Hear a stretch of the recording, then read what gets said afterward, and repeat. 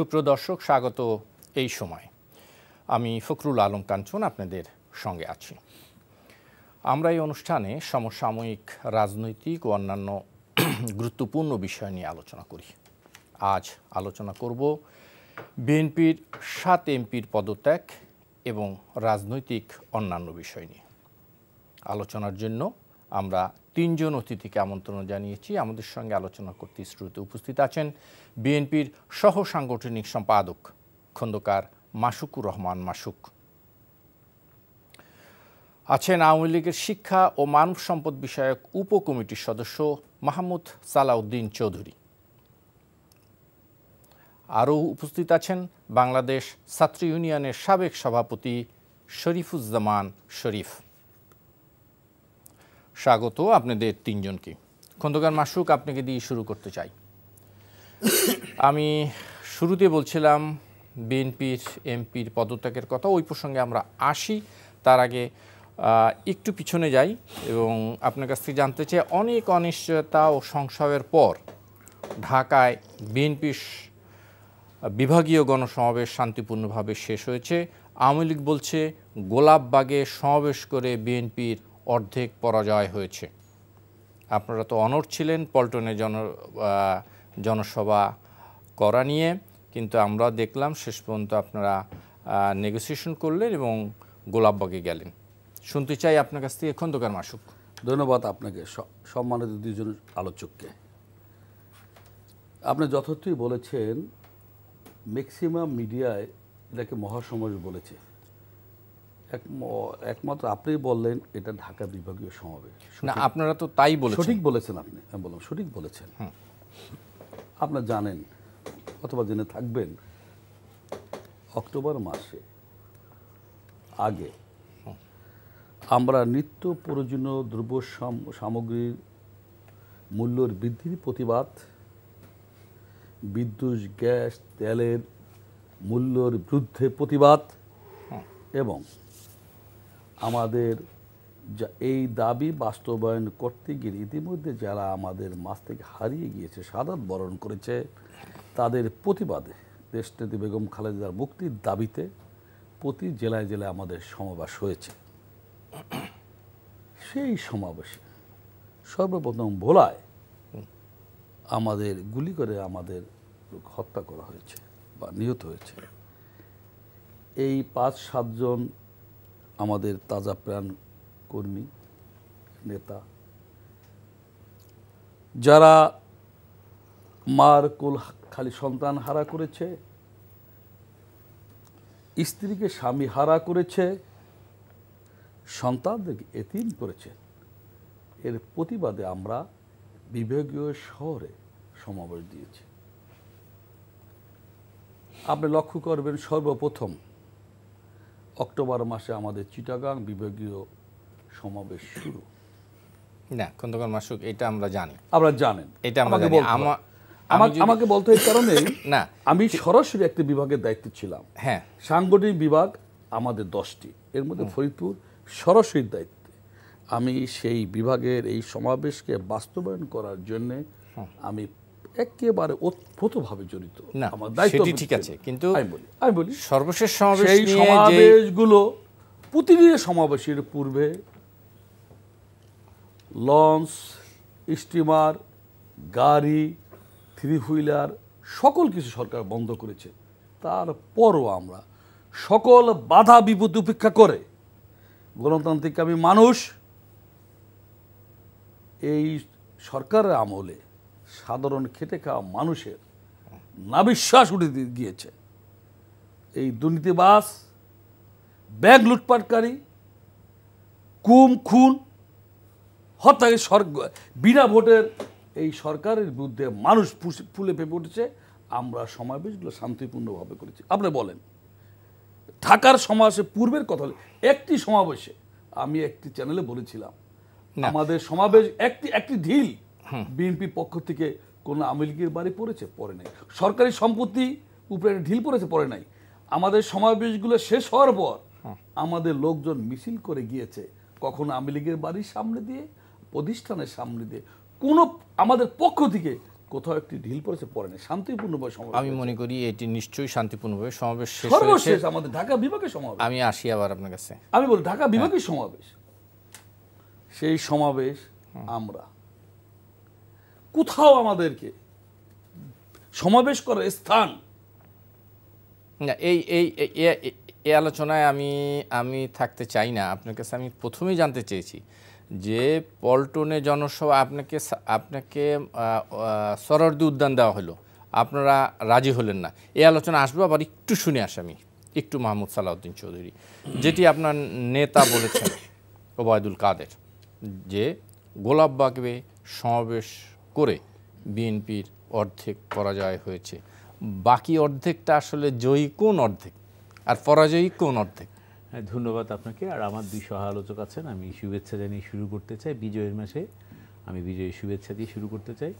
আসলে আমি প্রথমেই বলবো যে যখন পল্টনে সমাবেশটা ডিক্লার দিল 10ই ডিসেম্বর বিএনপির একটা জনসভা করবেন, এবং আমরা দেখলাম যে মানে এরপরে বিএনপির যে নেতা কর্মীদের যে ফুলঝুরি কথার সমস্ত মিডিয়াতে আমরা জানলাম, এবং বিএনপি নেতা তো এমনও বলেছে কোথাও কোথাও মানে 10 তারিখের পরে এই সরকার আর থাকবে না এবং বেগম জিয়ার কথাই দেশ চলবে, নানা ধরনের কথা আমরা শুনেছি, এবং বলছে পল্টন ছাড়া তারা কোথাও করবেন না। এবং দেখেন তাদেরকে আহ্বান জানানো হয়েছিল আপনার সরোয়ার্দী উদ্যান আসেন, এবং ছাত্রলীগের কনফারেন্স ছিল কিন্তু 8ই ডিসেম্বর। ছাত্রলীগের এবং বিএনপি তখন আপত্তি তুলেছিল যেখানে 8ই ডিসেম্বর একটা সম্মেলন হবে ছাত্রলীগের মতো একটা প্রতিষ্ঠানের, সেখানে কিভাবে একটা জনসভা হয় 10 তারিখ, যার কারণে বিএনপির প্রতি সম্মান জানিয়ে আমি বলবো যে একটা শ্রদ্ধাবোধ কিংবা রাজনৈতিক জায়গাটাকে পরিষ্কার করার জন্য আওয়ামী লীগ কিন্তু 6 তারিখ ছাত্রলীগের সম্মেলনটা নিয়ে আসলো, এবং আরও 4 দিন সময় ছিল। সরোয়ার্দী উদ্যান কিন্তু একটা ঐতিহাসিক উদ্যান। সরোয়ার্দী উদ্যানে আমরা যতটুকু জানি যে এখানে 7 মার্চের ভাষণ দিয়েছিল নিয়াজি, এখানে আত্মসমর্পণ করছে, একটা ঐতিহাসিক একটা জায়গা, আমি মনে করি আমাদের ইতিহাসের একটা অংশ। তো সুতরাং বিএনপিকে সেখানে আহ্বান জানিয়েছিল। আমরা জানি না বিএনপি কোন ভয়ে কিংবা কিসের কারণে ওখানে রাজি হননি, কিন্তু তাদের একটাই দাবি ছিল পল্টনেই তারা সমাবেশটা করবেন এবং তাদের পার্টি অফিসের সামনে। আমাদের যুক্তি ছিল 35,000 স্কোয়ার ফিটের একটা জায়গায় কিভাবে সম্ভব সে তাদের বড় জনসভাটা করা। আর যেহেতু সারা বাংলাদেশ থেকে মানুষ আসবে, রাস্তা টোটাল রাস্তাটা হলো একদম এই পার থেকে ওপার হলো 35,000 স্কোয়ার ফিট, এবং তাদের সবচেয়ে বড় কথা হলো এটা এমন না যে তাৎক্ষণিকভাবে কিন্তু পার্টি অফিসের সামনে অনেক ধরনের প্রোগ্রাম বিএনপি করে এবং আমরাও করি, এবং এটা খুব তাৎক্ষণিক একটা প্রতিবাদ সমাবেশ কিংবা তাৎক্ষণিক কোনো প্রোগ্রাম করা যায়, এইভাবে কিন্তু আয়োজন করে রাস্তার উপর কিন্তু একটা প্রোগ্রাম আমরা কেউ করি না। বিএনপি অতীতে করেছে বলে আমার মনে হয় না, খুব জেদের বসে কিন্তু এই কথাটা বলে ফেলেছেন এবং তারা চেষ্টা করেছে বাস্তবায়ন করতে। কিন্তু সরকারও অনড় ছিল একটা জায়গায়, আপনারা এই জায়গাটা ছাড়া নানা ধরনের প্রস্তাব দেওয়া হয়েছে। সরকার কি এমন কোনো আতঙ্কে ছিল না যে বিএনপি এসে রাস্তায় বসে পড়বে, এটি বলা হয়েছে না, আমি মনে করি এখান থেকে আর উঠবে না, এই আতঙ্ক এই ভয় ছিল না? আমরা তো অতীতে অনেকে উঠতে চাইনি, উঠিয়ে দেওয়া হয়েছে, তো ওই অভিজ্ঞতা কিন্তু আওয়ামী লীগের আছে। সুতরাং এই ভয় আতঙ্ক নিয়ে তো আওয়ামী লীগ আর চলে না, কারণ আর আওয়ামী লীগ হলো বাংলাদেশের সবচেয়ে প্রাচীন দল। শুধু বাংলাদেশ আমি বলি, এই উপমহাদেশে যে কটা দল আছে তার মধ্যে প্রাচীন দল কিন্তু আওয়ামী লীগ। সুতরাং আওয়ামী লীগ এই রক্তচক্ষুকে কখনোই ভয় পায় না। আমি যে বিএনপির ভাই মাসুক ভাই যে কথাটা বললো, তাদের সমাবেশে মানুষ আসে, আমি অস্বীকার করবো না, তাদেরও কিছু কর্মী সমর্থক তো রয়েছেই।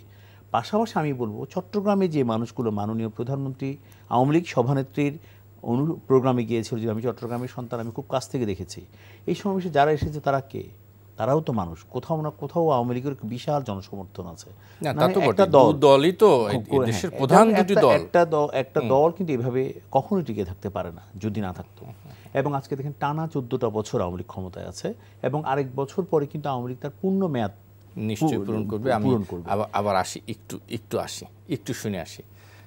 জনাব শরীফুজ্জামান, আমি দুইজনের কাছ থেকেই এই প্রশ্নের উত্তরটা আমি সরাসরি পাইনি, যদিও আমি আপনার কাছ থেকে চাচ্ছিলাম আপনার বিশ্লেষণটা একটু শুনতে চাই। কেন এই কথাটি আসলো যে রাজনৈতিকভাবে বিএনপির গোলাপবাগে সমাবেশ করে বিএনপির অর্ধেক পরাজয় হয়েছে? আপনার বিশ্লেষণটা শুন। আপনাকে ধন্যবাদ, দর্শক শ্রোতাদেরকে ধন্যবাদ, এবং আমার সাথের দুই আলোচককে শুভেচ্ছা। আপনি যে প্রশ্নটি করেছেন আমি সরাসরি উত্তর দিব।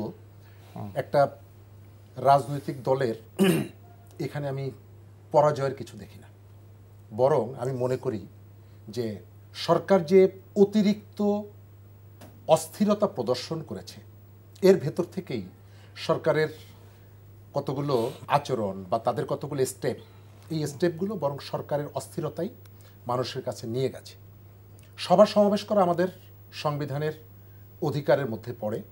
রাস্তায় আমি ওই জায়গাটায় আসছি, কিন্তু প্রশ্ন হচ্ছে আপনি একটা দেশের রাজধানী শহরে, আমি প্রশ্ন করি যে এই শহরে সভা সমাবেশ করার জন্য সোহরাওয়ার্দী উদ্যানের বাইরে আপনি আমাকে একটা স্পটের নাম বলেন। আমাদের পল্টন ময়দানের কথা আপনার মনে আছে? বাংলার এবং বাঙালির মুক্তিযুদ্ধের সাথে বাঙালির স্বাধিকারের সাথে পল্টন ময়দানের একটা ওতপ্রোত সম্পর্ক ছিল। সেই পল্টন ময়দানটিকে আপনি কেন সংকুচিত করে ফেললেন? আমাদের মানিক মিয়া এভিনিউতে আমাদের যে এরশাদ বিরোধী আন্দোলনের একটা বড় জায়গা ছিল, সেখানে সভা সমাবেশ হতো। ঢাকা শহরে যদি একসাথে দুটো পলিটিক্যাল পার্টি সেম টাইমে সমাবেশ করতে চায়, আপনি কোন জায়গায় তাদেরকে জায়গা দিবেন? সোহরাওয়ার্দী উদ্যানের বাইরে? আমাদের মুক্তাঙ্গন ছিল, সেই জায়গাটিকে আপনি সংকুচিত করে ফেলেছেন। আপনি পল্টন ময়দানকে সংকুচিত করে ফেলেছেন। সুতরাং আপনি যদি বলেন যে রাস্তায় সমাবেশ করলে জনদুর্ভোগ হয়, তাহলে আমি আপনাকে কাউন্টার প্রশ্ন করব যে আপনি আমার জন্য প্যারালাল কোন জায়গাটি রেখেছেন যেখানে দাঁড়িয়ে আমি আমার সাংবিধানিক যে অধিকারটি, সে অধিকার নিয়ে আমি কথা বলতে পারবো। নাম্বার 2, আপনি জনদুর্ভোগের কথা বলছেন। বিএনপি সমাবেশ করুক, একটা সভ্য দেশে রাস্তার উপরে সভা সমাবেশ হোক, এটি আমরা চাই না। কিন্তু একই সাথে আমি এটিও জিজ্ঞেস করতে চাই, বিএনপির সমাবেশ করলে আপনার যে দুর্ভোগটি তৈরি হয়, রাইট, সত্য, ওইখানের অনেকেই স্থানীয় যারা থাকেন, আমাদের সাথে দুই একজনের পরিচয় হয় আছে, তাদের দুই একজন বলেন যে আমাদের কষ্ট হয় ইত্যাদি ইত্যাদি। কিন্তু একই সঙ্গে এই জনদুর্ভোগের বিষয়টি আপনি কি শুধুমাত্র বিএনপির ক্ষেত্রে প্রযোজ্য? আওয়ামী লীগের ক্ষেত্রে কি প্রযোজ্য না? আওয়ামী লীগ কি রাস্তাঘাটে সভা সমাবেশ করে না?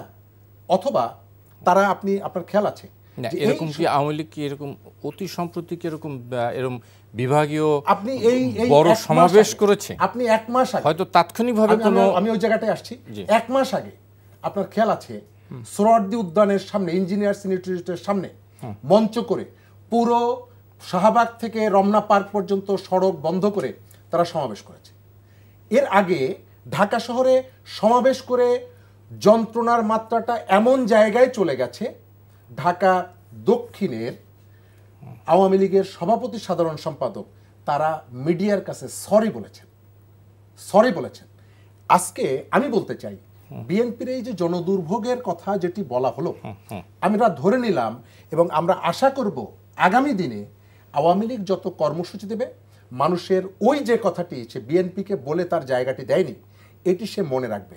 নাম্বার 3 হচ্ছে, গতকালকে ঢাকা শহরে বিএনপির সমাবেশের দিন যে ঘটনাগুলো ঘটেছে, এই ঘটনাগুলো কি দুর্ভোগ না? আমি বিএনপির সভা সমাবেশের অধিকারটা চাই। যেমনিভাবে আওয়ামী লীগ যখন অপোজিশনে ছিল, আওয়ামী লীগের সাথে এ ধরনের যখন আচরণ করেছে, আমি কথা বলছি, আমি একটা পলিটিক্স বিলং করি, আমি কমিউনিস্ট পার্টি করি এবং আমার পার্টির যে বক্তব্য সেটি আমি বলছি। আওয়ামী লীগের সময় যখন অগণতান্ত্রিক আচরণ হয়েছে, আমরা যে কারণে প্রতিবাদটি করেছি, আজকেও বিএনপির সাথে যে আচরণটি করা হচ্ছে আমরা তার প্রতিবাদ করছি। কালকে আওয়ামী লীগ যদি অপোজিশনে যায়, বিএনপি ফিরে এসে যদি তার সাথে এই আচরণ করে, অবশ্যই আমরা একইভাবে প্রতিবাদ করব। আমি ওই জায়গাটা আসি। আপনি দেখলেন যে বলা হলো যে ঢাকা শহরে বাস চলবে, ঢাকা শহরের গাড়ি বন্ধ হবে না, মালিক সমিতি বলেছিল। গতকাল শনিবার অফিস খোলা ছিল, শুধু সরকারি অফিস বন্ধ ছিল। কিন্তু ঘর থেকে বেরোনোর পরে মানুষ শ্যামলীর থেকে হেঁটে মতিঝিলে আসতে হয়েছে। বাস কেন বন্ধ হলো? আপনি কি মনে করেন যে সরকারি নির্দেশনা ছাড়া এই শহরে বাস মালিকরা বাস বন্ধ করে দিতে পারে? এটি যদি বিশ্বাস করি আমরা, তাহলে আমরা ওই যে শিশু অথবা আমরা কিছুই জানি। আমি শেষ করবো এই জায়গাটায়, রাস্তার মোড়ে মোড়ে একটা দেশের, আপনি দেখেছেন আওয়ামী লীগের সময়ের নিয়োগপ্রাপ্ত পুলিশের সাবেক আইজি তিনি নিজে বলেছেন, পুলিশেরই এখতিয়ার নাই রাস্তার মোড়ে দাঁড়িয়ে আপনার মোবাইলের মেসেজ পরীক্ষা করার। পুলিশের বাইরে বিভিন্ন জায়গায় আমি এই কাজটি আমি শেষ করব এই জায়গাটায়, আপনি সন্দেহজনক গতিবিধির কারণে একজন মানুষকে আপনি গ্রেপ্তার করতে পারেন, কিন্তু প্রাইভেসি বলে আমার সংবিধান কতগুলো নাগরিক অধিকার, মৌলিক অধিকার আমাকে দিয়েছে। সেই অধিকার অনুযায়ী আপনি চাইলেই একজন মানুষের বাড়িতে গিয়ে কিন্তু তল্লাশি করতে পারেন না, আদালতের যদি নির্দেশ না থাকে। আদালতের নির্দেশ নিয়ে একজন মানুষের বাড়িতে তল্লাশি করতে হয়।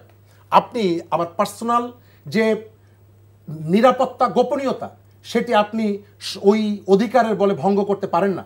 আপনি আমার মোবাইল রাস্তায় দাঁড়িয়ে, আমি পুলিশের কথা বলছি না, ছাত্রলীগের কর্মীদেরকে এই অধিকারটি কেন দিল? আমি সালাউদ্দিনের কাছে অনুরোধ করব যে এই ঘটনাগুলো আওয়ামী লীগের তদন্ত করা উচিত। তবে আমরা দেখেছি এই কাজগুলো করার জন্য মন্ত্রীদের পক্ষ থেকে বিভিন্ন দায়িত্বশীল জায়গা থেকে তাদেরকে অর্ডার করা হয়েছে, তাদেরকে বলা হয়েছে এই কাজগুলো করার জন্য। এবং কোন কাজগুলো করা? এই যে মোড়ে মোড়ে পাহারা দেওয়া, না মোড়ে মোড়ে তাদের কর্মসূচি ছিল, তারা সেই কর্মসূচি পালন করেছে। পলিটিক্যাল পার্টি আওয়ামী লীগ আমরা মনে করি বিএনপির পলিটিক্যাল কর্মসূচির কাউন্টার হিসাবে আওয়ামী লীগ তার পলিটিক্যাল কর্মসূচি হাজারবার পালন করতে পারে, সেই অধিকার আওয়ামী লীগেরও আছে, বিএনপির যেমন আছে আওয়ামী লীগেরও আছে। কিন্তু আপনারকে রাস্তায় থামিয়ে আপনার পকেটের মোবাইল বের করে সেই মোবাইলের মেসেজ পরীক্ষা করার অধিকার বাংলাদেশের সংবিধান আপনাকে দেয়নি। যদি আপনি এটি করেন তাহলে ঘোষণা করতে হবে যে আমার এই যে ল এনফোর্সমেন্ট যে এজেন্সিগুলো আছে তার প্যারালাল আরেকটি এজেন্সি আমি এই যে স্বেচ্ছাসেবকদেরকে দায়িত্ব দিয়েছি। এই কাজটি আপনি যাই বলেন না কেন এই কাজটি ঠিক হয়নি। আমি আবার শেষ করব ওই জায়গাটায়, বাংলাদেশের গণতান্ত্রিক ব্যবস্থায় আওয়ামী লীগ এবং বিএনপির এই যে মল্লযুদ্ধ, এই মল্লযুদ্ধের কারণে বিএনপির সমাবেশের কোনো মানুষ যেতে বাকি ছিল না। রাস্তায় রাস্তায় আপনি যে পরীক্ষা করেছেন, মোড়ে মোড়ে থামিয়ে যাদেরকে তল্লাশি করেছেন, এরা কেউ বিএনপি করে না, এরা সাধারণ মানুষ। জনাব মাহমুদ সালাউদ্দিন চৌধুরী, আমরা আলোচনা করছিলাম 10 তারিখের বিএনপির সমাবেশ নিয়ে। শরীফ যে কথাটি, যে অভিযোগটি করলেন, আমরা পত্রপত্রিকার, রেডিও, টেলিভিশনে আমরা দেখেছি এটি, যে আইন শৃঙ্খলা রক্ষাকারী বাহিনীর পাশাপাশি বিভিন্ন মোড়ে মোড়ে রাস্তায় রাস্তায় ছাত্রলীগ, যুবলীগ এবং আওয়ামী লীগের নেতাকর্মীরা সন্দেহভাজন পথচারী বা অথবা সমাবেশে যাচ্ছে এরকম লোকজনকে মোবাইল চেক করেছে, ব্যাগ তল্লাশি করেছে এবং সন্দেহভাজন কিছু পেলে তারা ধরে পুলিশের কাছে সুপর্দ করেছে অথবা তাদের হাতেই তারা হেনস্থা হয়েছে। আমি সর্বপ্রথমে বলি যে ওই দিন তো আমাদের একটা কর্মসূচি ছিল, আমাদের কর্মসূচিটা ছিল এটাই, মানে আমরা যেন আমি বলবো যে আমরা সার্বিক পরিস্থিতিতে যে কোনো দুর্যোগে যেমন ছাত্রলীগ, আওয়ামী লীগ, যুবলীগ মানুষের পাশে থাকে, ওই ধরনের একটা কর্মসূচি সব জায়গায় ছিল। প্রত্যেকটা বড় বড় আমাদের মিছিল হয়েছে। আমি তো যেহেতু আমরা রাজনৈতিক সংগঠন, আমাদেরও তো একটা রাজনৈতিক কর্মসূচি থাকতেই পারে, এবং সারা বাংলাদেশে প্রত্যেকটা উপজেলায় আমাদের মিছিল হয়েছে। আর ঢাকা শহরে আমি বলবো প্রত্যেকটা ওয়ার্ডে ওয়ার্ডে মিছিল হয়েছে, এবং কোথাও কোনো বিচ্ছিন্ন ঘটনা এই ধরনের ঘটে থাকে এটা আমার জানা নেই। কিন্তু ওইটা ঠিক যে মানে আমরা দেখেছি আইনশৃঙ্খলা রক্ষাকারী বাহিনী কোথাও কোথাও চেক করেছে, এবং জননিরাপত্তার স্বার্থে তারা অনেক কাজ করতে পারে। কতটুকু আইনসিদ্ধ কিংবা আইনি তারাই ভালো বলতে পারবে, এবং জনগণের সার্বিক নিরাপত্তার জন্য কিন্তু তারা এই কাজগুলো করেছে। এবং আপনি দেখেন এই যে মাসুক ভাই সর্বপ্রথমে বলেছিল তাদের সমাবেশে কোনো ধরনের অঘটন ঘটেনি। আসলে তারা অনেক সৌভাগ্যবান একটা দল, তাদের সমাবেশে অঘটন তো ঘটার যে আমরা অতীতে যে অঘটনকে আমরা ফেস করেছি সেটার কোনো ঘটনা তাদের মধ্যে ঘটেনি। যেমন ধরেন আমরা কোথাও গিয়েছি, বোমা তো আমাদের সাথে সর্বক্ষণ তাড়া করে ফিরেছে আমাদেরকে। 21শে অগাস্টের মতো গ্রেনেড হামলা হয়েছে দিনে দুপুরে একটা জনসভায়। তো সুতরাং এই ধরনের কোনো ঘটনা কোথাও ঘটতে দেওয়া হয়নি। সরকার কিন্তু সর্বদা সতর্ক অবস্থায় ছিল, এবং গোলাপবাগের যে প্রোগ্রামটা তারা করে এসেছেন সেখানেও কিন্তু কোনো ধরনের ঘটনা ঘটতে দেয়নি। আপনি জিজ্ঞেস করেছেন এটা কি পরাজয় একটু বেশি পরিমাণ সতর্ক ছিল? আমরা দেখেছি পত্রপত্রিকায় যে পরিমাণ 30,000 আইন শৃঙ্খলা রক্ষাকারী বাহিনীর সদস্য শুধু ঢাকাতে মোতায়েন ছিল। দেশে পুলিশ আছে কত? না আমি বলি, আমি বলি হ্যাঁ ঢাকা শহরে মোতায়েন করা হয়েছে। না, বিএনপির যে হুমকি দমকি ছিল, আমি মনে করি জননিরাপত্তার স্বার্থে যেন একজন মানুষও কোথাও যেন ক্ষতিগ্রস্ত না হয় সেই ধরনের উদ্যোগ সরকার নিয়েছে। আপনি দেখেন একটা ছোট্ট প্রোগ্রাম ছিল আমাদের, এটা কোনো তাৎক্ষণিক একটা প্রতিবাদ সমাবেশ, সারা বাংলাদেশে গ্রেনেড হামলা হচ্ছে ওই জন্য একটা প্রতিবাদ সমাবেশ করা হয়েছে। ওখানে কিন্তু আপনি একদিনে এক নিঃশ্বাসে 24 জন মানুষ প্রাণ গেল। তো বিএনপির একটা সৌভাগ্য কোনো ধরনের যেন ক্ষতি না হয় কোথাও। আমরা চাই না হয়তো একটা প্রাণ ঝরে যাক, প্রতিটা জীবনে কিন্তু অমূল্য। তো যে এত বড় একটা সমাবেশ করেছে বিএনপি, যেভাবে হোক তাদের মানুষজন এসেছে, কিন্তু তার মানে যে কোথাও কোনো ধরনের অপ্রীতিকর ঘটনা ঘটেছে, এবং এই অপ্রীতিকর ঘটনাকে চেক দেওয়ার জন্য সরকার তো অনেক ধরনের ব্যবস্থা নিতে পারে। আর যেহেতু পৃথিবীর অবস্থা এক ধরনের অস্থিরতার মধ্যে যাচ্ছে, এবং আমাদের দেশকেও একটা চক্র অস্থির করার চেষ্টা করছে, সরকার তো সতর্ক থাকতেই হবে। কারণ জনগণের নিরাপত্তা দায়িত্ব কিন্তু সার্বিকভাবে যদি বলি অবশ্যই সরকারের, এবং সরকার তার ব্যবস্থা করে নিয়েছে। আর পাশাপাশি আমরা রাজনৈতিক সংগঠন হিসাবে আমরা রাস্তায় ছিলাম, আমরা যে কোনো দুর্যোগ মোকাবেলা করার জন্য আমরা সবসময় প্রস্তুত থাকি। কারণ আমাদের প্রত্যেকটা দলের কিন্তু নিজস্ব একটা রাজনৈতিক পলিসি থাকে, সেই অনুযায়ী কিন্তু আওয়ামী লীগ রাস্তায় ছিল, এবং এখনো মনে করি সামনেও থাকবে সেটা। কিন্তু সেটা বিএনপির সমাবেশের দিন আপনারা যে কর্মসূচিগুলো দিলেন সেটা কি রাজনৈতিক উত্তাপ বাড়িয়েছে? একটা আতঙ্ক তৈরি হয়েছে, বিভিন্ন জায়গায় ছোটোখাটো কিছু ঘটনাও ঘটেছে। না, এটি আমি কি অ্যাভয়েড করা যেত না? না, আমি বলি এখানে বিএনপি সমাবেশটা হয়েছে কিনা, হয়েছে। কোনো ধরনের অপ্রীতিকর ঘটনা কোথাও ঘটেনি। আমি যদি বলি সমাবেশে হয়নি, কোথাও হয়নি, আপনি দেখেন উল্লেখযোগ্য কোনো কিছু অপ্রীতিকর ঘটনা ঘটেনি। আপনার টুকটাক কিছু বিচ্ছিন্ন যে ঘটনাগুলো ঘটেছে, আমি মনে করি এটা কোনো ধরনের বিএনপির সমাবেশে কোনো প্রভাব পড়েনি সেটা। আর আরেকটা জিনিস, বিএনপি যে একটা নির্বিঘ্নে সমাবেশ করতে পারলো এত কিছুর পরে, এটা তো সরকার চেয়েছে বলে হয়েছে। এবং আমরা মনে করি তাদের অবশ্যই সাংবিধানিক অধিকার এবং সভা সমাবেশ করার অধিকার প্রতিটা রাজনৈতিক সংগঠনের আছে, এবং তারা সেটা করেছে এবং সরকার তাদের দায়িত্বটুকু পালন করেছে, এটাই তারা যেন নির্বিঘ্নে সমাবেশটা করতে পারে, সমাবেশে আসা প্রতিটা মানুষ যেন নিরাপদে ফিরে যেতে পারে। অতীতে আমরা এগুলো বাংলাদেশে দেখিনি। আমরা যে দেখিনি যেটা, যে আমাদের ক্ষেত্রে যে জিনিসটা হয়েছে, আমরা চাই সেটা তাদের ক্ষেত্রে না হোক। এবং ওই এশিওরটা আমি ওকে বঙ্গবন্ধু কোনো শেখ হাসিনা অবশ্যই করেছেন সেটা বিএনপির জন্য। জি, খন্দকার মাসুদ। আমি সমাবেশ নিয়ে আপনাকে বলতে চাই, আমাকে একটু সময় দিতে হবে। আমি তো একটা সমাবেশের দায়িত্বপ্রাপ্ত ছিলাম। সরকার সমাবেশ, লোক সমাগম যাতে না হতে পারে এর ব্যর্থ চেষ্টা কোনো বাদ রাখে নাই। বরিশালের 3 হুইলার পর্যন্ত বন্ধ করেছে, লঞ্চ, স্টিমার, গাড়ি ঘোড়া সব বন্ধ করে দিয়েছে। মানুষ পায়ে হেঁটে সমাবেশে উপস্থিত হয়েছে। ফরিদপুরে আমি সাক্ষী, আমি একাধারে 20 দিন কাজ করেছি। চিরা মুড়ি নিয়ে মাঠে থেকেছে মানুষ। সরকারের সবচেয়ে বড় পরাজয় ব্যর্থ এখানেই, সকল এজেন্সিকে ব্যবহার করে, সকল প্রতিষ্ঠানকে সরকারি ক্ষমতা দিয়ে এই বিএনপির এই শান্তিপূর্ণ সমাবেশকে ব্যর্থ করতে পারে নাই। সর্বশেষ ঢাকারটা আমি কথা বলি আপনাকে, 24 তারিখে আওয়ামী লীগের কাউন্সিল না, আপনি 24 তারিখে বঙ্গবন্ধু এভিনিউ আওয়ামী লীগ অফিসকে দেখবেন। 20 তারিখ থেকে সাধারণ আওয়ামী লীগের সমর্থক যারা লুটিরার ভাগিদার না, রুটি রুজির ভাগিদার না, ব্যাংক লুটপাট করে নাই, টেন্ডারবাজি করে নাই, দুর্নীতি করে নাই, শেয়ার বাজার লুটপাট করে নাই, এই সাধারণ কর্মীদের সমাবেশ কেমন হয় ওখানে দেখবেন। যারা আওয়ামী লীগকে ভালোবাসে তাদের ওখানে ছোটখাটো প্রতিদিন হবে। ওই রাস্তা বন্ধ হবে না, বিএনপি অফিসেও তাই ওদিন ছিল। আমি ওসি সাহেব শুনছেন বা শুনবেন, আমি তাকে বললাম ফরিদপুর বালি যে এত পুলিশ কেন আজকে, রাস্তাটা যেন বন্ধ না হয়। মহাজ্জম হোসেন আমার আসলেন, বললেন ওসি সাহেবের সাথে কথা বললাম এত পুলিশ কেন। আমি বললাম আমারও তো সন্দেহ হয়, বললাম রাস্তাটা খোলেন। আমরা রাস্তাটা বন্ধ হতে দেই নাই। এই সাধারণ কর্মীরা যারা বিএনপিকে ভালোবাসে, যারা ভোট দিতে পারেনি, তারা পার্টি অফিসকে সাধারণত এরকম সমাবেশকে কেন্দ্র করে তারা আসে।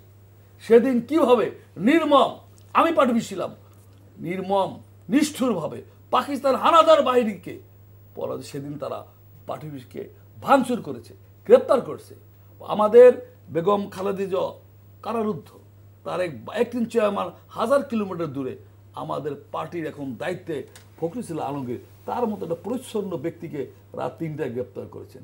এই ঢাকা সমাবেশের প্রধান উপদেষ্টা মির্জা আব্বাসকে গ্রেপ্তার করেছে কি কারণে বলেন? আমরা পার্টি অফিসে চেয়েছিলাম। আপনি বলেন ঢাকার শহরে রাজনীতি করার মাঠ কোথায়? এই শরীফ সাহেব যেটা বলেন পল্টন নাই, মানিক ঠিক আছে, কিন্তু আপনারা এই মাঠটি নিয়ে, এই স্থান নিয়ে আপনারা যেই পর্যায়ে গিয়েছিলেন যে এইটা ছাড়া, পল্টন ছাড়া কোথাও করবেন, আপনি বলেন কোথায় আছে? আমি এই যে মাঠে হলো গোলাপবাগ, এই মাঠের কথা সরকার ভাবছে নাই। আমরা না সরোয়ার্দিতে কেন নয়? আপনি সরোয়ার্দিতে গেছেন, আমি সপ্তাহে 5 দিন এই মুহূর্তে আমি সরোয়ার্দিতে আসছি না, সেটি ঠিক আছে। সরোয়ার্দিতে যাত্রা অথবা আপনারা যদি সার্কাসে ঢোকেন ঠিক এমনি ভাবে একটা লোক ঢোকা যায়, ওখানে অবকাঠামো করার পর সরোয়ার্দি একটা মাত্র গেট, সেখানে ভয়াবহ অবস্থা। আমি সেদিন একটা টক শোতে বলেছিলাম 1919 সনে পাঞ্জাবে এরকম ঘটনা ঘটেছিল ব্রিটিশ আমলে। ওইখানে কোনোদিন এই যে 2জন রাজনৈতিক দলের নেতা কোনোদিন কোন মিছিলকে, কোন সমাবেশকে গলির মধ্যে নিতে নাই। ওই সময় ওই তাদের জীবন মালের ওইখানে তো সভা সমাবেশ হচ্ছে, সরকারি বিরোধী দলের সমাবেশ করার মতো অবস্থা সরকার উদ্ধারে নাই। ডিউ টু দিস আমরা বলছি শান্তিপূর্ণ, আমরা পার্টি অফিসের সামনে সমাবেশ করিনি, আমরা বিগত 10টা সমাবেশ করিনি। আওয়ামী লীগ পার্টি অফিস সমাবেশ করে না, তাদের মানুষের দুর্ভোগ হয় না। আপনি দেখেন সমাবেশটা করা না, আওয়ামী লীগ 3 দিন পার্টি অফিসের সামনে রাস্তা বন্ধ করেছে, তাতে কি মানুষের চলাফেরা বিঘ্ন ঘটে নাই? আমরা এই যে আমাদের যেখানে দিলেন গোলাপ পাক, আপনারা জানেন এই পাশে 2-2.5 কিলোমিটার, ওই পাশে 2-2.5 কিলোমিটার রাস্তা জনস্রোতে বন্ধ হয়েছে, তাদের যানবাহনের সমস্যা হয় না। তো কেন এটা নিয়ে করলে? একটা লোক নিহত হলো, সে মা বাবার কম সন্তান হারা হলো, না এর দায়িত্ব তো তাহলে আপনাদেরও আছে। কেন আমাদের আছে? আপনারা আবার কেন ওইখানে আমাদের পার্টি অফিসে গিয়ে আপনারা হামলা করলেন? আপনারা বোমা নিয়ে গেলে, সংবাদদাতা প্রশ্ন করছে এই এই এটা কি নেন? বলছে আপনাদের কি ব্যাগে করে আপনারা বোমা নিয়ে দিলেন পার্টি অফিসে? পার্টি অফিসে বোমা রাখেন? বিএনপি কি ওই দল নাকি যে পার্টি অফিসে বোমা রেখে বিএনপি রাজনীতি করতে হবে? সমাবেশগুলো দেখেন নাই? বিএনপির টাকা দিয়ে আমি দেখেছি, আমরা কোনো টাকা কাউকে দিতে পারি নাই, নিজের টাকা খরচ করে এসে নিজে বাসা ভাড়া করে গ্রামে গঞ্জে মানুষকে ম্যানেজ করে তারা ফরিদপুর, আমরা রাজেন্দ্র কলেজ, আমি ওই রাজেন্দ্র কলেজে ভিপি ছিলাম, সেখান শহরে 8 কিলোমিটার দূরে আপনারা বেরোতেছেন, সেখানে ফরিদপুরে শরীয়তপুর মাদায় ফরিদপুর 1979 সন থেকে আমরা এমপি নাই, উপজেলার চেয়ারম্যান নাই, পৌরসভার মেয়র নাই, সেখানে আমরা একটি শান্তিপূর্ণ সাকসেসফুল সমাবেশ আমরা করেছি। মানুষের ঢল, এই সরকার একটা অনির্বাচিত একটা ভোটচোর সরকারের বিরুদ্ধে মানুষ ফুলে ফেপে উঠেছে। আমরা বলেছি এবং প্রমাণ করেছি বিএনপি শান্তিপূর্ণ সমাবেশ করবে। সরকার এই সমাবেশে কি দরকার? সরকার 10 তারিখে পাড়ায় মহল্লায় মিটিং করা। আমি একটা বলি, সব কথা বাদ দিলাম, আপনি প্রথম আলো দেখবেন, অমক পত্রিকা বলেন, আমরা জামাত শিবিরের পত্রিকা, বিএনপির পত্রিকা, প্রথম আলো ডিটেলস রেখেছে। আপনারা সাভারে মিটিং দিচ্ছেন, পাড়ায় মহল্লা আপনারা মিটিং দিচ্ছেন, 10 তারিখ কালকে দেন নাই, আমাদের হামলা করেন নাই, গাড়ি এবং আওয়ামী লীগের প্রোগ্রাম করা কি দরকার ছিল? আপনারা উন্নয়নের জোয়ার বসাইছেন, আপনারা ভোটে জিতবেন, আপনারা বিএনপি মিটিংয়ে বাধা দেন কেন? আপনি এক রাত্রের নোটিশে ওই মাঠ ভরে গিয়েছে সাধারণ জনতা। এর অর্থ আওয়ামী লীগের বিরুদ্ধে সর্বশেষ লাল কার্ড এদেশের জনগণ দেখিয়েছে। জি, আসবো জনাব শরীফ, আপনার কাছ থেকে শুনতে চাই। আমার প্রশ্ন ছিল, আমার জিজ্ঞাসা ছিল, বিএনপির অফিসের সামনে যে সংঘর্ষের ঘটনা ঘটলো, কি কারণে সংঘর্ষ হলো, তা কি পরিস্থিতি হলো সংঘর্ষ? 20 তারিখ থেকে আপনাকে রিকোয়েস্ট করি, 20 তারিখ থেকে আপনি আওয়ামী লীগ অফিসে পাহাড় দেখবেন, ওই বঙ্গবন্ধু এভিনিউ সয়লাভ হয়ে যাবে আওয়ামী লীগের নেতা কর্মীদের। তাহলে সেখানে আপনি কি করবেন বলেন? আসবো আপনার কাছে আবার। আমি যেটি জানার করছিল যে ঘটনা ঘটলো, যে সংঘর্ষের ঘটনা ঘটলো, তা কি এড়ানো যেত কি না? এক কথায় বলতে গেলে অবশ্যই এড়ানো যেত এবং এড়ানো উচিত ছিল। আমরা ছাত্র রাজনীতি করে আসা, আমরা 3 জনই এবং বিভিন্ন সময় দায়িত্ব পালন করেছি। আমাদের অভিজ্ঞতা যেটা, যখন একটা সংগঠনের কেন্দ্রীয় সম্মেলন হয়, আপনি বিশ্ববিদ্যালয়ে পড়াশোনা করেছেন, মধুর ক্যান্টিনটা কিন্তু জমজমাট হয়ে যায়। এই কয়েকদিন আগে ছাত্রলীগের সম্মেলন হলো, সম্মেলনের অনেক আগের থেকে আপনি ইন্টারনেট দেখেন, নিউজগুলো দেখেন, বিভিন্ন জায়গা থেকে স্টুডেন্টরা আসছে, যেহেতু তার সম্মেলন উপলক্ষে মধুর ক্যান্টিন জমজমাট, মধুর ক্যান্টিনে বসার জায়গা থাকে না, এটি আমরা ধরেই নিতাম যে এত তারিখে ছাত্রলীগের সম্মেলন, সুতরাং মধুর ক্যান্টিনে বিভিন্ন জায়গা থেকে আসবে। পলিটিক্যাল পার্টির অফিসগুলো একই, বিভিন্ন জায়গা থেকে যে কর্মীরা যখন আসে, একবার কিন্তু এটি নিজের দলের কেন্দ্রীয় কার্যালয়ের সামনে যে কোনো কর্মীর যে আত্মিক সম্পর্কটা, সে যতই কাজ থাকুক না কেন, সমাবেশের আগে যদি শহরে পৌঁছায়, সে একবার ছুটে যায় অফিসের সামনে, নেতাকে দেখতে না পারলেও বাইরে দাঁড়িয়ে বন্ধুদের সাথে 1 কাপ চা খায়। এটি হচ্ছে আমাদের সেন্টিমেন্ট, এটি হচ্ছে আবেগ। তো আমি মনে করি যে বিএনপিকে আপনি শেষ পর্যন্ত, বিএনপি রাস্তায় সমাবেশ করলো না, আপনি করতেও দিলেন না। আমার মনে হয় ওই দিন যেভাবে আক্রমণটি করা হয়েছে এবং একজন মানুষের দুঃখজনক মৃত্যু, আমার মনে হয় যে পুলিশ চাইলে, আইন শৃঙ্খলা রক্ষাকারী বাহিনী চাইলে বিএনপির নেতৃত্বের সাথে আলোচনার সাপেক্ষে এই পরিস্থিতিটা এড়ানো যেত। আমি আবার বলছি যে একটা দলের এই ধরনের বড় কর্মসূচিতে তার নেতাকর্মীরা তার কেন্দ্রীয় কার্যালয়ে যাবে এবং অফিসের সামনে জমজমাট অবস্থা থাকবে, এটি আমাদের রাজনৈতিক সংস্কৃতি। এটিকে তারা যুদ্ধ করার জন্য সেখানে অবস্থান করছে, এটি বিশ্বাস করার কোনো কারণ না। কিন্তু রাস্তায় তো অবস্থান, আমি ওই জায়গাটাই আসছি। রাস্তায় আপনি দাঁড়িয়েছেন, কখনো কখনো আপনাকে কিন্তু পরিস্থিতি এমন জায়গায় যায়, আপনাকে কখনো কখনো জিনিসটাকে অ্যালাউ করে নিতে হয়। তারা যে রাস্তায় দাঁড়িয়েছিল, তারা কি কোনো গাড়িতে হামলা করেছে? তারা কোনো বাড়িতে হামলা করেছে? সেখানকার ভবনটি তার যে পেরিফেরি, ভবনের যে পেরিফেরি, সেখানে এত মানুষের সংকুলান হচ্ছিল না, স্বাভাবিকভাবে উপচে রাস্তার মধ্যে চলে আসে এখন সেই কারণে যদি আপনি টিয়ার শেল মারেন, আমি ধরে নিচ্ছি সেখানে যে মানুষের জমায়েতটা ছিল, পদপিষ্ট হয়ে অনেক মানুষ তো দুর্ঘটনা ঘটতে পারত। আপনি কেন হঠাৎ করে সেখানে গিয়ে এই কাজটি করা হলো? আমি মনে করি যে সেখানে আইন শৃঙ্খলা রক্ষাকারী বাহিনীর যারা ছিলেন তারা দায়িত্বশীল আচরণ করেননি। এই রকমের একটি পরিস্থিতি তারা মোকাবেলা করতে পারতেন, ম্যানেজ করতে পারতেন, এবং আমাদের দেশের পুলিশ এরকমের অনেক পরিস্থিতি মোকাবেলা করেছে। আমি একটা অফিসের সামনে কালকে আওয়ামী লীগ যদি পাওয়ারের বাইরে যায়, তার অফিসের সামনে যদি কর্মীরা এসে দাঁড়ায়, কোনো একটি সড়ক বন্ধ হলে সেখানে আপনাকে গিয়ে সাউন্ড গ্রেনেড মারতে হবে, আমাদের দেশটা অতটা অমানবিক আচরণ করাটা আমি সঠিক মনে করি না। জনাব মাহমুদ সালাউদ্দিন চৌধুরী যেটি শরীফ এবং খন্দকার মাসুক যে অভিযোগটি করেছেন, পাশাপাশি আমার জিজ্ঞাসা ছিল এই সংঘর্ষটি এড়ানো যেত কি না। আমরা এটি জানি যে বিএনপির নেতা কর্মীরা সেদিনকার রাস্তায় বসে পড়েছিল, রাস্তায় অবস্থান নিয়েছিল, স্লোগান দিচ্ছিল, যান চলাচলও বিঘ্নিত হচ্ছিল। কিন্তু এরকম একটি সমাবেশকে আমরা অতীতে যেটা দেখেছি, এরকম সমাবেশ থেকে যদি তাকে উঠায় দেওয়ার জন্য মানে প্রয়োজন হতো, পুলিশ সেই আনুষঙ্গিক আরও কিছু ব্যবস্থা মানে ছিল, সেগুলো না করে যেরকম মাইকিং করতে পারতো যে আপনাদের আমি 10 মিনিট টাইম দিলাম, 1 ঘন্টা টাইম দিলাম, রাস্তা ছেড়ে মানে উঠে যান, না হলে আমরা ব্যবস্থা নিব।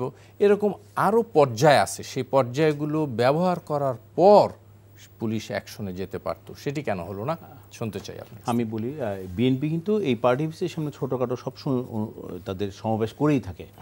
কথা হলো 9 তারিখ কেন এই ঘটনাটা? 7 তারিখ 10 তারিখের আগেই তো ঘটনাগুলো ঘটলো।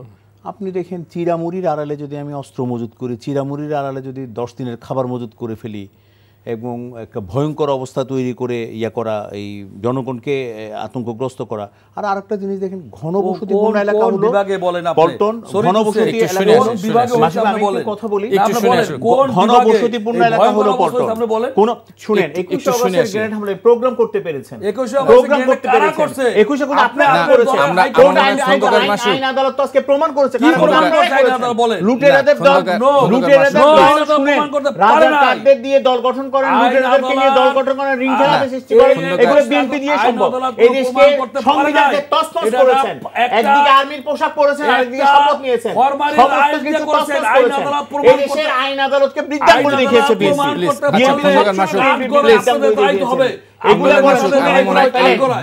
বিচারিক বিষয় নিয়ে আমরা আলোচনা করতে পারবো না। জি প্লিজ বিএনপি চালু করেছে। এই যে মুড়িচিয়ার কথা বলেন, গল্প করেন মুড়িচিয়ার কথা, রুমিন ফারহানা নিজেই বলেছেন 1 প্যাকেট বিরিয়ানি পাওয়া যায় বিএনপির ইয়াতে গেলে। বিরিয়ানির কথা তো কখনোই বলেন না। মুড়িচিরা দিয়ে 2 জন মানুষকে সবাই মোটামুটি মিডিয়াতে একটা অনুভূতি, আবেগ অনুভূতিকে মানুষের টাচ করার চেষ্টা করেন। এর আড়ালে যে আপনারা যে ওই যে রুমিন ফারহানা বলে 1 প্যাকেট বিরিয়ানি তো আপনাদের জন্য ফ্রি রাখা হয়, টাকা পয়সা ছাড়া মানুষ আনছেন, এটা কেউ বিশ্বাস করবে? কত ধরনের নাটক সাজিয়েছেন। শুনেন লুটেরাদের কথা বলেছেন, লুটেরাদের দল তো বিএনপি। এই জিয়াউর রহমান ক্ষমতায় আসার পর, জিয়াউর রহমান দল গঠন করার পরে আপনি কি সৃষ্টি করেছেন এই বাংলাদেশে? হঠাৎ করে অবশ্যই বিএনপি নির্লজ্জ একটা দল, একটা নির্লজ্জ দল। ওনারা বলেছেন আমরা অবশ্যই পল্টনে করব, পল্টন থেকে সরে গিয়েছে। শুনেন এতিমের টাকা আত্মসাৎকারী আপনারা, লুটেরাদের দল আপনারা। শুনেন 26,000 নেতা কর্মীকে হত্যা করেছেন, 26,000 নেতা কর্মী শুধু 2096 সাল পর্যন্ত আপনারা হত্যা করেছেন। একটু শুনে আসি। জনাব আপনাদের প্রোগ্রাম ফিনিক্স পার্টির মতো 24 এ শুনে 21 সালে সবাইকে শেষ করে দিয়েছেন। আমার মনে হয় আমি একটু শরীফুজ্জামান শরীফের কাছে যাই প্লিজ। অসমাপ্ত কাজ আপনারা 21 সালে শেষ করেছেন, কিচ্ছু করতে পারবেন না, বিএনপি কিছু করতে পারবেন না। শেয়ার বাজার ধ্বংস করেছেন, আপনাদের মিডিয়া লুটেরাদের জিয়াউর রহমান খুনিদের ফিরে আসেন না, এটা কখনোই বলবেন না আপনারা। একজন একটু থামতে হবে প্লিজ। কখনোই আপনাদের লজ্জা হওয়া উচিত। আপনারা প্রোগ্রাম করতে পারছেন, আর সারা বাংলাদেশে আমরা প্রমাণ করছি করেছেন আওয়ামী লীগের। খন্দকার মাসুক একটু থামতে হবে প্লিজ, প্লিজ থামতে হবে, একটু থামতে হবে। জনাব আমি একটু যাই, আপনারা পাইছেন বর্তমানে তো পান নাই। জনাব Sharifuzzaman please, please please please, জনাব শরীফুজ্জামান একটু আমি আমি জায়গাটায় আমি প্রেস ক্লাবের সামনে দাঁড়িয়ে কথা বলার, টেলিভিশনে কথা বলার বিষয়টা আমাদের একটু বিবেচনায় রাখা উচিত। নিশ্চয়ই এমন মনে হয়। আমি আমাদের আরেকটু এখানে সময়টা খুবই লিমিটেড টাইম এবং সবাই যাতে সেই সময়টা। আমি একটু ভিন্ন প্রসঙ্গে যাই আপনার কাছ থেকে। সেটা হচ্ছে আজকে বিএনপির 7 জন এমপি পদত্যাগ করেছেন। 5 জনের পদত্যাগপত্র সশরীরে গিয়ে দিয়েছেন। 2 জন অনুপস্থিত ছিলেন, একজন বিদেশে আছেন আর একজন শারীরিক অসুস্থতা আছে। কিন্তু টোটাল 7 জনই পদত্যাগপত্র দিয়েছেন। তো শুনতে চাই এটা, এই পদত্যাগ প্রথম জায়গাটা হচ্ছে যে এটা তারা বলছে তাদের আন্দোলনের একটা অংশ, এবং পার্লামেন্ট থেকে পদত্যাগের হিস্ট্রিটা আমাদের কিন্তু আছে। 90 সালের পরে আমরা বিভিন্ন সময় দেখেছি স্পিকার যখন রাজ্জাক আলী সাহেব ছিলেন, অপোজিশনে আওয়ামী লীগের নেতৃত্বে তারা পদত্যাগ করেছিলেন। আমি খুব খেয়াল করছিলাম বিএনপির একজন এমপি জাহিদুর রহমান, আপনার খেয়াল আছে যে নির্বাচনের পরে বিএনপি সিদ্ধান্ত নিল যে আমরা শপথ করব না। দ্রুত দলীয় সিদ্ধান্ত অমান্য করে জাহিদুর রহমান কিন্তু শপথ গ্রহণ করেছিলেন এবং বিএনপি তাকে বহিষ্কার করেছিল। আমি জানি না বিএনপি তাকে পরে ফেরত নিয়েছে কিনা, আমি সেই তথ্যটা কোথাও দেখিনি। তাকেও আমি মনে করছিলাম যে এরকমের কোনো ঘটনা হয়তো ভেতর থেকে ঘটানোর চেষ্টা করা হতে পারে। তো আমি দেখলাম যে না, মোটামুটি সবাই পদত্যাগপত্র জমা দিয়েছে। এটা আমাদের পলিটিক্সে আমাদের স্বাভাবিক যে কার্যক্রম, যেগুলো এর আগে দেখেছেন, ওই যে বললাম রাজ্জাক আলীর সময় আওয়ামী লীগ কেয়ারটেকারের দাবিতে যে মুভমেন্টটা করছিল, তখন কিন্তু তারা পদত্যাগ করেছিল পার্লামেন্ট থেকে। তার আগেও এরশাদের সময়ে যে 86 নির্বাচন, ওই নির্বাচনে আমরাও পার্টিসিপেট করেছিলাম এবং সেখান থেকেও কিন্তু পদত্যাগের ঘটনাগুলো আছে। আমি উল্লেখ করতে চাই যে এই আন্দোলনের একটা বড় জায়গাটা হচ্ছে গতকালকের সমাবেশ এবং সেখানে বিএনপির যে কর্মসূচিটা দিয়েছে 10 দফা, আমি মনে করি যে এটি একটা আলোচনার মধ্যে আসাটা সঙ্গত ছিল। তো সেটি যেহেতু আসলো না, কিন্তু একটা বেসিক জায়গা হচ্ছে ওই জায়গাটায় যে বিএনপির যে দাবিগুলো তুলেছে সেই দাবিগুলো আসলে তারা কতটুকু অ্যাচিভ করতে পারবে। এবং লক্ষণীয় ব্যাপার হচ্ছে যে বিএনপি যে দাবিগুলো তুলেছে, আপনি যদি আমাকে জিজ্ঞেস করেন, আমি কিন্তু বলতে পারবো যে এই দাবিগুলোর মধ্যে অনেকগুলো দাবি বিএনপির সময়ে বিএনপি কিন্তু সেটি ফুলফিল করতে পারেনি। বিএনপি যখন পাওয়ারে ছিল, আমাদের দ্রব্যমূল্য বা ইত্যাদি যে জায়গাটা, সেটি আছে, সেই আলোচনা করতে গেলে অনেক হবে। এখন যদি আপনি বলেন যে অনেক বড়, অনেক বড় হয়ে যাবে। পার্লামেন্ট থেকে পদত্যাগের এটি এর আগে বাংলাদেশে ঘটনা ঘটেছে, অনেকবার ঘটনা ঘটেছে। সুতরাং এরই ধারাবাহিকতা। তবে এর ইম্প্যাক্টটা, যেহেতু সংখ্যায় বিএনপি কম, এর ইম্প্যাক্টটা কি ফেলে। তবে পার্লামেন্ট থেকে একটা অপোজিশন পার্টির সংসদ সদস্য তিনি যদি একজনও হন, তিনি বেরিয়ে আসাটা, এটি আমাদের ছোট করে আমরা দেখার চেষ্টা করলেও এর একটা ইম্প্যাক্ট কিন্তু ওয়ার্ল্ড ওয়াইড আছে। শুনতে চাই খন্দকার মাসুক, একেবারে মূল সাবজেক্টে থাকতে চাই, এই পদত্যাগের মাধ্যমে আপনারা কি অ্যাচিভ করতে চাচ্ছেন? আমি আপনাকে বলি, আমাদের এই সংসদ সদস্য পদত্যাগ করেছেন পার্টির সিদ্ধান্তের মতেই। নাম্বার 1, আপনি দেখেছেন এই সংসদে কুইক রেন্টাল বিদ্যুতের নামে ইনডেমনিটি অধ্যাদেশ এখানে বাস্তবায়ন হয়েছে, ডিজিটাল সিকিউরিটি অ্যাক্ট হয়েছে। না, এই আলোচনা আমি কি কারণে আইসিটি অ্যাক্ট যেটা হচ্ছে উক্ত পাপ, আমি বলি হয়েছে, উক্ত পাপের ভাগীদার এই সংসদ সদস্যরা আর হতে চায় না। এই ভাগীদার তো আপনারা 4 বছর তো হলেন, 4 বছর সুবিধা নিছে, 4 বছর তো আপনারা এই ভাগ নিয়েছেন, কিছু প্লটও ভাগা নিছে, গাড়িও নিছে। এই পাপেরা যা যা করে না সবই করছে। আমি আপনাকে বলি হতে চায় না। সংসদের ওয়াকআউট সংসদের রেওয়াজ, কিন্তু সংসদ বর্জন পদত্যাগ সংসদের রেওয়াজ না। শরীফ ডিটেলস বলেছে, 88 হয়েছে, রাজ্জাক সাহেব যখন স্পিকার তখন আওয়ামী লীগ দীর্ঘদিন সংসদ বর্জন করেছে। শুধু তাই নাই, সকল সংসদ সদস্যরা আব্দুল সামাদ আজাদের কাছে পদত্যাগপত্র দিয়েছে। এই রেওয়াজ সব দল মিলে তারাই শুরু করেছে। আমি মনে করি এই সিদ্ধান্ত সঠিক হয়েছে। আপনি দেখেন, এই লুটের ভাগীদার হতে চায় না। আপনি প্রথম আলো সেদিন দেখবেন বাংলাদেশে একটি বেসরকারি ব্যাংকের মধ্যে একটি অন্যতম ব্যাংক ইসলামী ব্যাংক, এবং এদেশের মানুষের যারা একটু ধর্মপ্রাণ, যারা না টোটাল ধর্মপরায়ণ, শুধু না সাধারণ মানুষের ব্যাংক, আমার শাশুড়ি তদন্ত করার জন্য বলেছেন। তদন্ত হচ্ছে গত নভেম্বর মাসকে, ভয়ঙ্কর নভেম্বর, এক মাস আগে একটা কোম্পানি 900 কোটি টাকা নিচ্ছে। প্রথমত আমি এখানে বলতে চাই, প্রথমত এই ব্যাংকটা পরিচালনা পর্ষদকে, মালিকানাকে পরিবর্তন করে এস আলম আওয়ামী লীগ ঘরানার একটা পরিবারকে বসে সেই ব্যাংকটাকে ধ্বংস করে দিয়েছে। আচ্ছা, এই আলোচনা আমি অনেক বলি, পুরনো আলোচনা, প্লিজ। এর ভাগিদার এই বিএনপি নিতে পারে না, যার ফলে সঠিক সময় এই সিদ্ধান্ত বিএনপি নিয়েছে, এর প্রতিবাদ স্বরূপ হিসেবে এই পদত্যাগ করেছে। জি, ঠিক। শুনতে চাই আমি একটু বলি, এই ধান বানতে শিবের গীত গাইলো, আপনি আর গায়েন না, তাহলে আমার মনে হয় আমি শেষ করতে পারবো, শেষ করে দিচ্ছি। উনি তো বললেন লুটের ভাগিদার হবে না, মোটামুটি সব সুযোগ সুবিধা নেওয়া শেষ, ওনার প্লটও শেষ, ট্যাক্স ফ্রি গাড়িও শেষ, সবকিছু শেষ। খন্দকার মাসুক, উনি আপনি কথা বলার সময় কিন্তু মাহমুদ সালাউদ্দিন কথা বলেন, প্লিজ।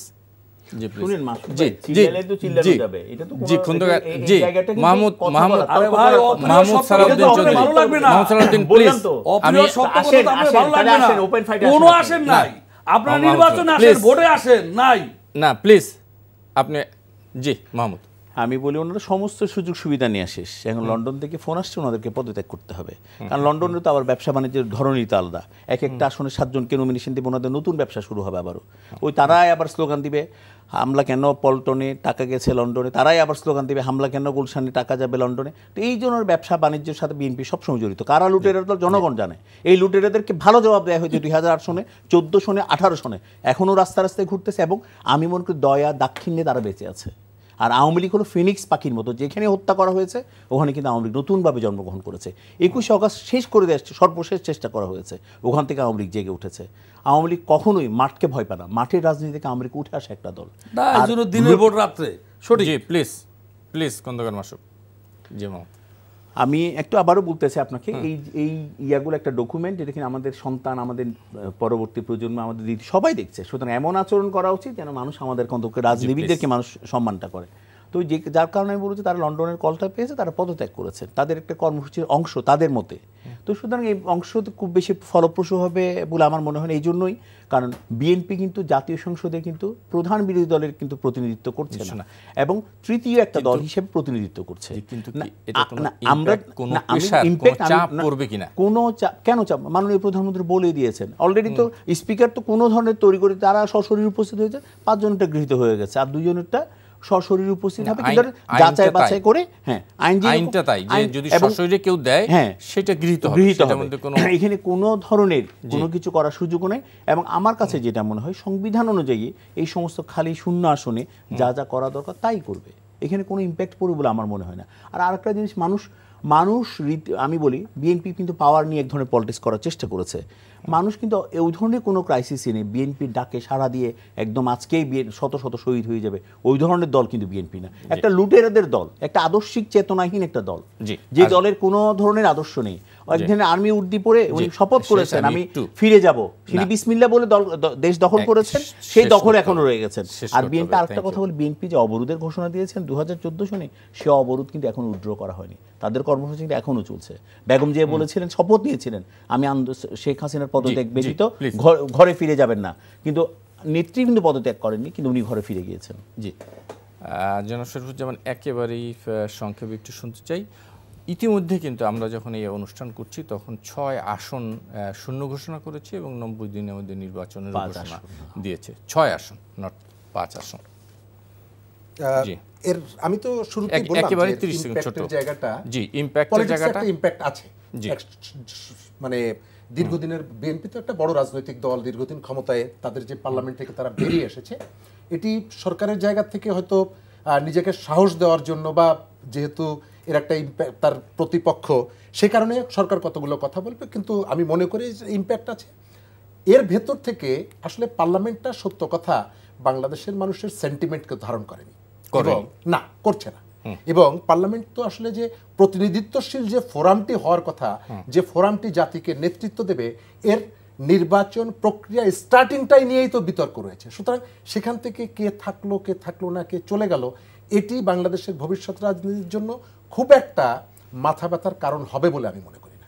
জি, খন্দকার মাসুক, একেবারে 30 সেকেন্ড, আমার মনে হয় এই ইস্যুতে আপনার বক্তব্য শুনতে। আমি আপনাকে বলি, আপনার কোনো ইমপ্যাক্ট আমার দরকার নেই, আমরা এই প্রতিবাদ স্বরূপ আমরা পদত্যাগ করেছি। বিএনপি এই সংসদে আর যাবে না, সেটা সমাধান হয়েছে। আমরা যে দল হুম।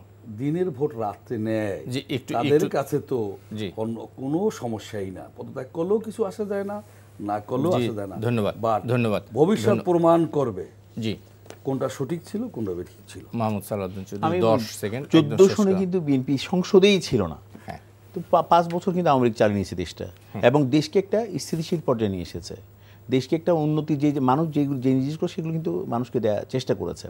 এবং আমি মনে করি এখনও বিএনপি চলে গেছে, কিচ্ছু যায় আসবে না মানুষের, সংসদও চলবে যথারীতি সংবিধান অনুযায়ী 5 বছর পর যে নির্বাচনটা, ওটা ওটাও ধন্যবাদ। কিছু আসা যায় না। আপনার কথা এসছে খন্দকার মাসুক, জনাব শরীফুজ্জামান শরীফ এবং মাহমুদ সালাউদ্দিন চৌধুরী, আপনাদের তিনজনকেই অনেক অনেক ধন্যবাদ।